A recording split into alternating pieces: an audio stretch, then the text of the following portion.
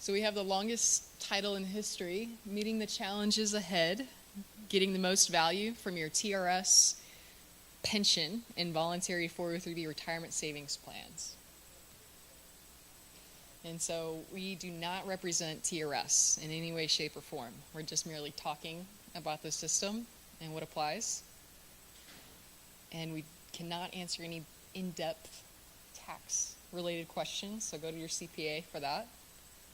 And we're with AXA, so we're one of the leading providers of 403Bs and work with a lot of educators around the nation on understanding the pension and retirement benefits.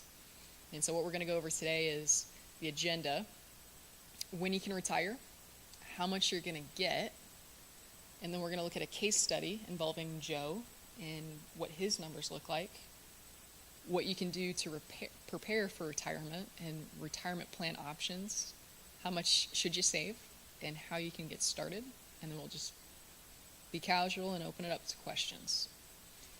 So this guy is a loaded slide with all kinds of information. There was a lot of changes that happened about 3 years ago, and really in effect to make sure that the pension stays healthy. So they increased the contribution rates that are going into the system from employees. It went from 6.4%, now we're at 7.7%, and really the idea is that we're all living longer. So they don't want to be in the system in the position that there might not be enough money in that system to help fund the retirement benefits. And now the district's also contributing money as well to make sure that that's all funded. Now, 3 years ago, on August 31st of 2014, they changed the rules on anyone with less than 5 years of service. So all those guys, and now, they have 8 years of service. Anyone with less than 8 years of service, this applies to them, where not only do they need to hit that magic number of 80, but they also need to be age 62 to qualify for those retirement benefits without any kind of reduction. This other bullet point that we have is it affects the vast majority of folks, and what they said is that by September 1st of 2014, if you, of one of three options, did not have 25 years of service, if you were not age 50, or if you didn't have your magic number of 70, your age plus years of service, then you would not qualify for health insurance benefits until age 62 for the better quality options. You would only be eligible for the indemnity, the lowest plan that's available. But health insurance is one of those things that you don't really want to skimp on. And once that election is made, you can't change it. You can't go up on those options. You can only go down. So TRS Care 3 is the best option that's out there. And for most folks who didn't meet one of those three requirements, now have to be age 62 to qualify for those benefits. Does that make sense?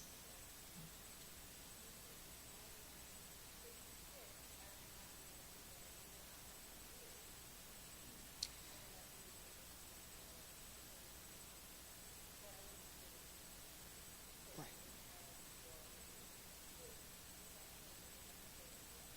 So if you were age 50 at least by that time, that would not apply to you.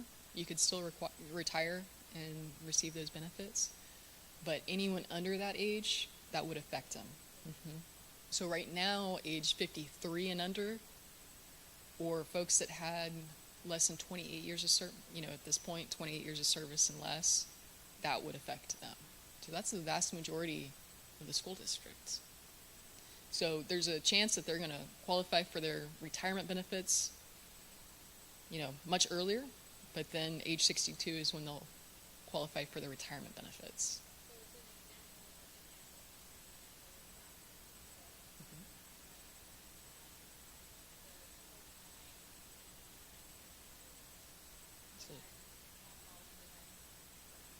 You met the requirements, and so you don't have to wait until age 62. Lots of changes.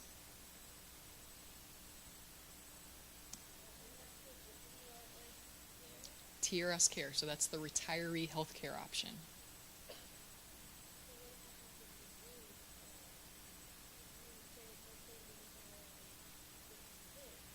Mhm.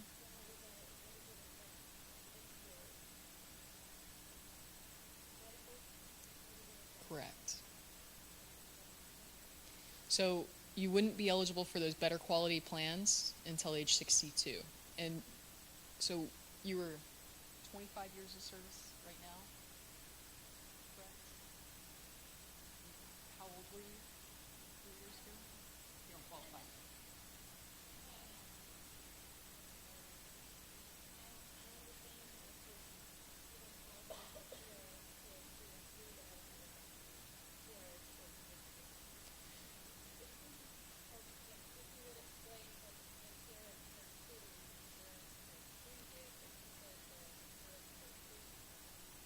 TRS Cares 3 is the highest, the best plan, with the lowest copays. They're just levels of coverage. And if you go on TRS Care website, they have a whole chart broken down. And it's even based on how many years you have when you retire. So folks with 30 plus years, they're going to get the best prices. And then they have it broken down, 20 to 30 years and on down. But anyone over, at least has 10 years of service, they'll get healthcare coverage. So it's either that option, or if we have a spouse that has options for us that we can jump on their plan, or if we qualify for retirement benefits and we want to retire and go on to a second career, then you may, qualify for your retirement benefits, but then, opt into, outside employer healthcare plan until 65 when we qualify for Medicare.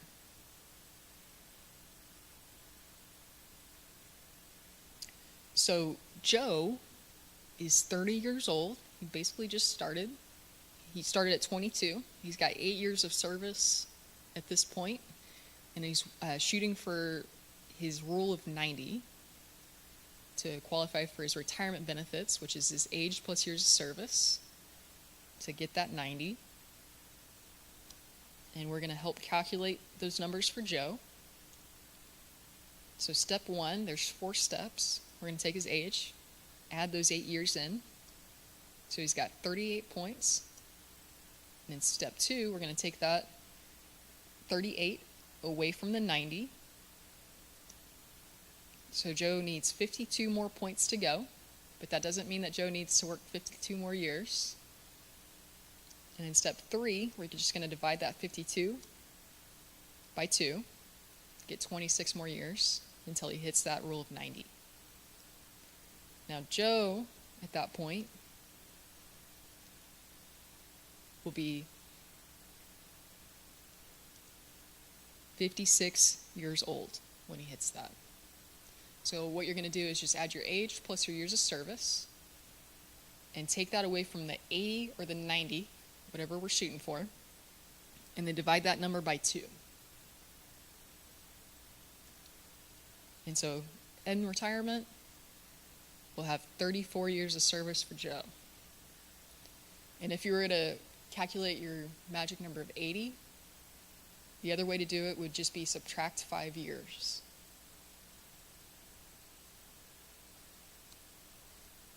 And so what his numbers are looking like, and the formula for everybody is 2.3% multiplied by the years of service. Now, for most folks, it's going to be based on the average of their top 5 salaries, usually their last 5 salaries. If they're a if they're a grandfathered member, it would be based on their average top 3 salaries. But there's not many folks that are under that boat left.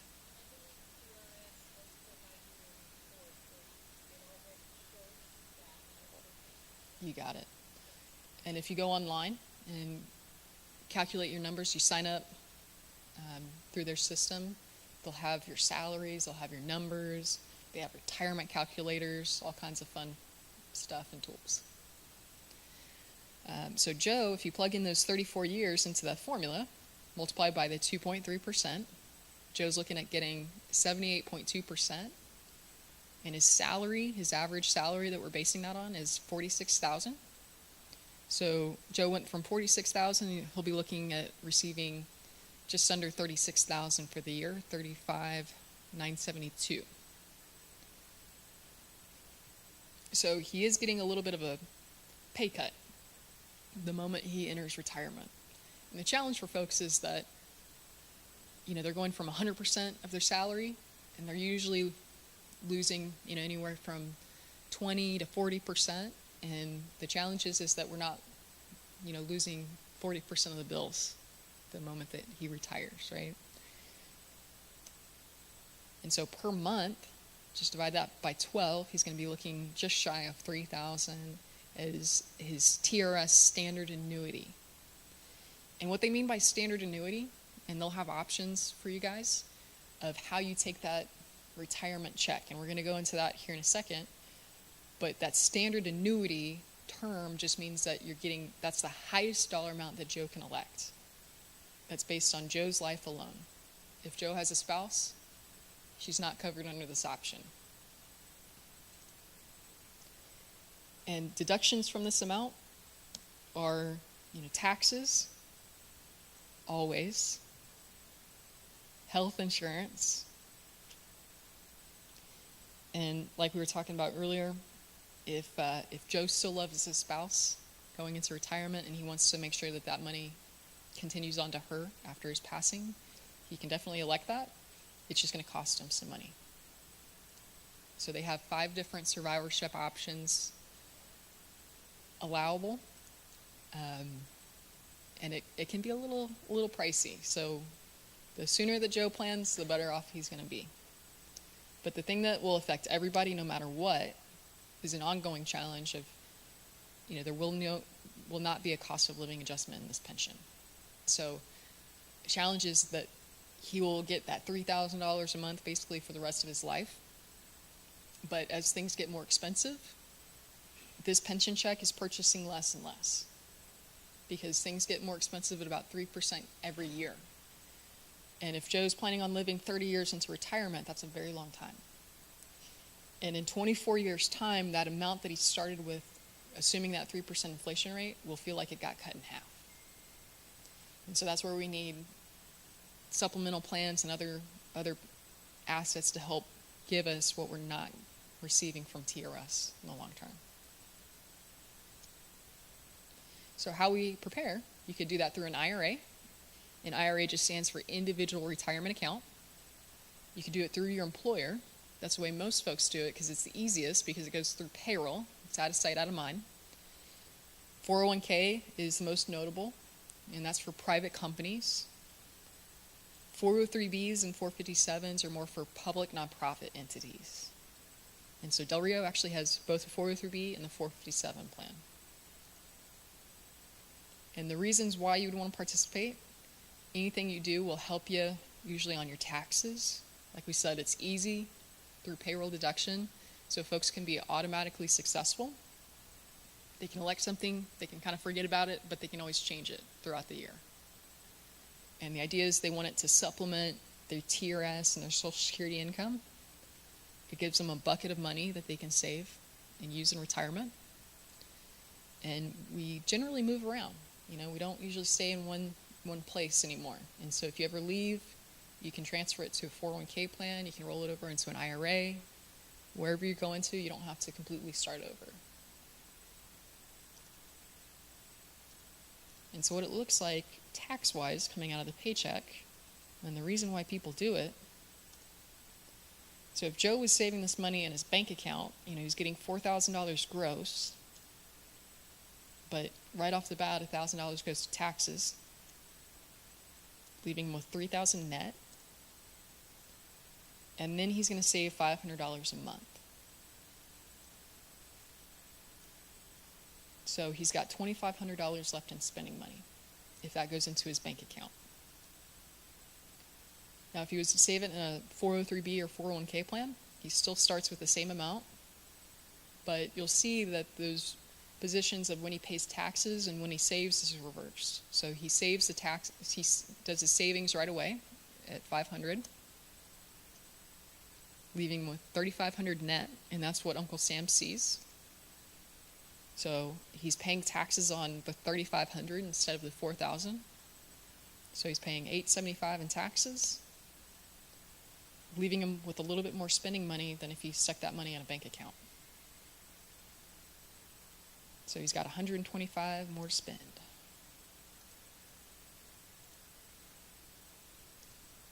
Now the other aspect of it is that once this goes into the account, if it goes into a bank account, he's going to be taxed every year, every time that money grows. So this is assuming that Joe had $10,000 in a bank account, and assuming it was growing at 2% a year. So by the end of the year, Joe's going to be looking at $10,200. But it's going to show up on his taxes. He's going to get that 1099. And whatever he makes in interest, he's going to have to pay his 25% tax on. Uncle Sam takes that, leaving with only $10,150. So Joe is feeling very frustrated. But if you were to put that in a 403B or a 401k style plan, all of that interest would stay in there and not show up on his taxes at the end of the year. So it leaves him feeling happy, and it helps the account grow more exponentially. And the great thing is that when you do this savings, it'll reduce your taxable income in the eyes of the government. And it's so easy that most of my clients don't even know that they're filing it, because it's all part of their W-2. So it's out of sight, out of mind. There's no extra form that needs to come in, and you're just typing it in box 12C. The other option, so that was all pre-tax that we were talking about. Roth is also an option. And so this money, it doesn't come out pre-tax before you pay tax. It comes out after tax. It does still grow tax-free, just like the pre-tax side does. But the change is that because you pay tax on the front end, it's all tax-free on distribution. So this is usually best for folks that are in a lower tax bracket. They don't necessarily need that tax break for putting money in. And it's usually best for generally younger folks that, their salary's not quite where it will be. And so they want to, usually do it early on in their working career. So it won't reduce their taxable income. But if you feel like you're going to be in a lower tax bracket, then you will be in retirement. That's a reason to do it. And there's no income limit like there is on a Roth IRA. And so the other question is, once this money goes into an account, how does it grow for you? So it really just depends on how you want it to grow for you. If you want it to be very safe and earn a steady set rate of interest, you can have it work like that. The challenge is that long term it's not going to do a whole lot. It'll just grow at that steady, guaranteed set rate of interest. And so just generally what we kind of talk about it is in fixed income, safe. In equity, you're part owner of different companies, part owner of the stock market, and it will go up and down. It will fluctuate in value.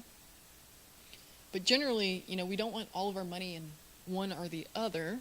We want it kind of split. A lot of folks have some in fixed income and a portion in equities. But what you'll see on this chart, and it goes over kind of the long history of the stock market, is just that we can't predict what it does from year to year. It's just a general trend upward. And so we just have to be pretty patient with it. And we want to make sure that whatever you do is based on your risk tolerance. So, we want folks to have more of a portfolio based on where they're at in retirement. Someone who's pretty close to retiring is not going to save the same way that someone who's just getting into the school district. We want to start as aggressive as we feel like we can handle, and then make it more conservative as we get closer to retirement. And so what you'll see is that the orange and the light green, that's a very safe money, and then the blue and the light blue, that's the portion that's working in the market. And so even a very conservative portfolio has 20% in the market trying to seek that higher rate of return. And the idea is that whatever we have in the market, we want that hopefully to surpass inflation long term. We know that whatever we have in safe money, that's going to just keep up with inflation. Just to make sure that our money is not losing purchasing power, because we want to be able to buy things at the end of it. Now, when we can actually touch this money, there's a couple of options. 59.5 is the most universal time that people are able to access their retirement accounts. There's kind of a special age for school districts where you could be age 55 and separated from service. So if you were to retire at 54, you'd have to wait until 59.5 to access that account before, without taking any penalty, right? But if you separate after 55, you're good to go. You can terminate employment, death, wouldn't recommend that one. Disability, hardship if we have an unforeseen medical expense, loss of a primary residence, things like that. They'll let you have access to it. And we can always take a loan on the account as well, which is the most popular way to do it. And sometimes when we need to clean up some consumer debt, things like that, we can take a loan from the retirement and very quickly get out of that situation and then pay ourselves back. So how much we should save? Still looking at Joe's situation. He's making $46,000 a year. The healthy ranges are 10 to 15%. But like we said earlier, I mean, you can start this amount wherever you want. You can always increase, you can always decrease, you can stop it, you can start it. And looking at saving 15% for Joe would be $575 per month. But because it comes out pre-tax, it doesn't feel quite like that. It's the $575, and it's the 75% of that. But because you guys get paid bi-monthly, divide that number by 2. So he would see $215 coming out of his check, but he'd be hitting his 15% goal. And 12% is $172. 10%, $143. And 8% is just a little bit over $115. The other amount that we like to recommend often is 6.2. And the reason for that is that you guys don't pay into Social Security. There's some school districts that do. And so think about it as paying that to yourself. And the great thing is that hopefully that won't ever be taken away from you. We're pretty uncertain what's going to happen long term with Social Security, and so we can't control that. But in the situation that you guys are in, you can dictate where that money goes when you use it, and hopefully it's yours. And so this looks at what happens long term if I save. So those are all the assumptions that we're taking into account. And assuming that Joe was saving that 15%, and being that it's growing at 7% interest, and he's doing that for 37 years, it's pretty substantial what it does. So he's looking at, over $1 million in retirement money. And if you were to calculate 575 times 12 times 37, it would be the contribution of $255,300. That's what Joe put in from his paycheck. But you can see how much that grew.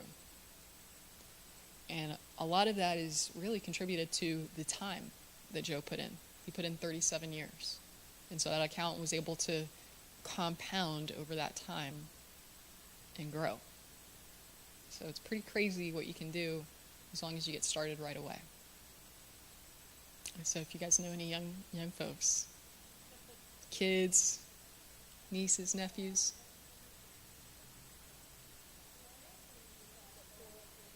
403B plan. Any retirement savings, IRA, really kind of, it would work the same way. Exactly. You got it. The power of compound interest is incredible. So it's pretty easy to get started, and that's what we do day in and day out, is make sure folks are looking at these benefits and making sure that they know where they're at. And it takes 10-15 minutes to get started. Everyone's in a different boat now, as you guys saw, so that's why we're here. That's just my contact info.